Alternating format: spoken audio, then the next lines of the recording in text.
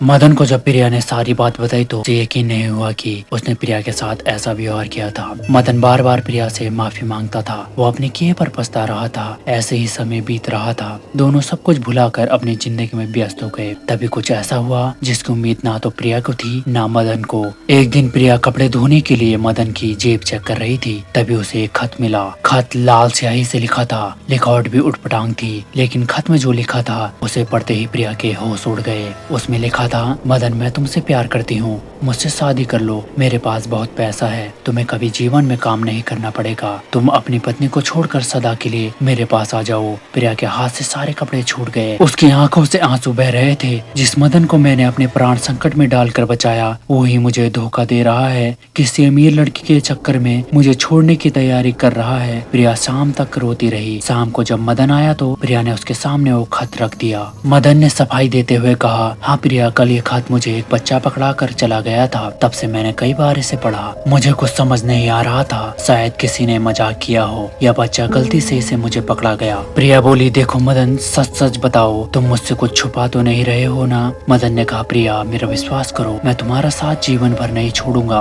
प्रिया ने उस खत को फाड़ कर फेंक दिया और खाना बनाने चली गई। रात का समय था। दोनों अपने कमरे में सो रहे थे। कुछ देर बाद प्रिया पानी पीने उठी तो उसे खिड़की पर एक औरत का साया दिखाई दिया। इससे पहले कि प्रिया कुछ सोच पाती, वो साया तेजी से प्रिया के सामने आकर खड़ा हो गया। फिर उसने एक नजर मदन को देखा और तेज आवाज में बोली, तू मुझे मदन से अलग करेगी, मेरा खत फाड़ेगी, मैं तुझे फाड़ कर रख दूंगी। मदन मेरा है, मैं इसे किसी भी हाल में नहीं छोड़ सकती। प्रिया को कुछ समझ नहीं आ रहा था। वो कुछ बोलना चाहती थी, लेकिन उसकी आवाज नहीं निकल रही थी। वो पसीने पसीने हो गई थी। तभी वो साया आगे बढ़ा और उसने एक हाथ से प्रिया का गला पकड़ लिया। प्रिया दोनों हाथों से अपने आप को छुड़ाने की कोशिश कर रही थी। तभी उसकी आंख खुलती है। कमरे में कोई नहीं था। वो सपना देख रही थी। प्रिया चिल्लाने लगी, मदन मदन, वो फिर आ गई, वो तुम्हें ले जाएगी। मदन ने उठकर लाइट जलाई। प्रिया मदन से लिपट गई। मदन को प्रिया ने सारी बात बता दी। मदन भी डर गया। उसने उठकर देखा, लेकिन वहाँ कोई नहीं था। अगले दिन दोनों तांत्रिक के पास पहुँचे। उसने कहा, मैं जानता था वो इतनी आसानी से पीछा नहीं छोड़ेगी। मदन बोला, बाबा कोई तो रास्ता होगा। तांत्रिक बोला, रास्ता है, तेरी मौत। पिशाचनी तुझे मारकर पिशाच बनाना चाहती है, जिससे वो तेरे साथ रह सके। प्रिया ने तांत्रिक को और गुस्से से देखा। बाबा आपके पास कोई रास्ता नहीं है तो बता दीजिए, हम कहीं और चले जाते हैं। मैं अपने पति को मरने के लिए नहीं छोड़ सकती। तांत्रिक उसी समय आंख बंद करके बैठ गया।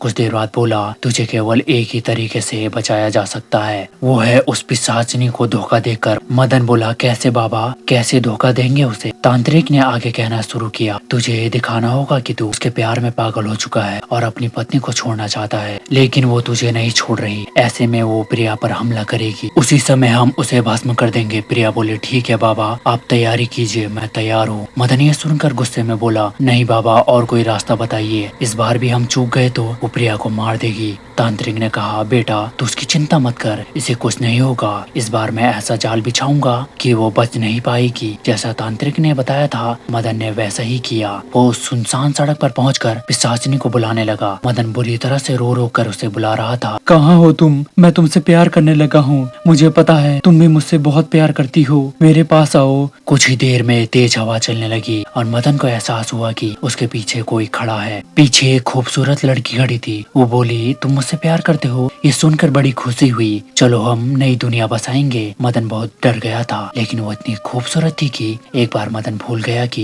ये इंसान नहीं। वो बोला, मेरी पत्नी मेरा पीछे नहीं छोड़ेगी। वो बोली, तुम उसकी चिंता मत करो, मैं उसे मार दूंगी। मदन ने कहा, कब मारोगी? ये सुनकर पिशाचनी हंसने लगी। उसके हंसने में मदन खो गया। ऐसा लग रहा था जैसे वो सच में उससे प्यार करने लगा हो। कुछ ही देर में वो चली गई। चारों ओर सन्नाटा छा गया। मदन अपने घर आ गया। प्रिया को उसने सारी बात बता दी। मदन एक सुंदर लड़की से बात करके आया था। उसकी हंसी उसके दिलो दिमाग पर छा चुकी थी। मदन जब सोने के लिए लेटा तो उसे नींद नहीं आ रही थी। रह रह कर उसका ख्याल उसे परेशान कर रहा था। अगले दिन जब मदन काम पर चला गया, प्रिया तांत्रिक के पास गई। तांत्रिक ने कहा, तेरा पति खुद उसके प्यार में पड़ गया, अब मैं क्या कर सकता हूँ? वो उसके वश में हो गया है। तांत्रिक ने मंत्र सिद्ध करके एक माला प्रिया को दी और कहा, बेटी इसमें मेरी सारी शक्तियाँ छुपी हुई हैं, बस इसे कभी अपने से अलग मत करना। जब भी पिशाचनी तुझ पर वार करेगी वो खुद ब खुद भस्म हो जाएगी। प्रिया ने घर आकर मदन को सारी बात बताई, लेकिन मदन ने इसे एकदम झुठला दिया। 2 दिन बाद वही हुआ जिसका डर था। प्रिया घर में अकेली थी।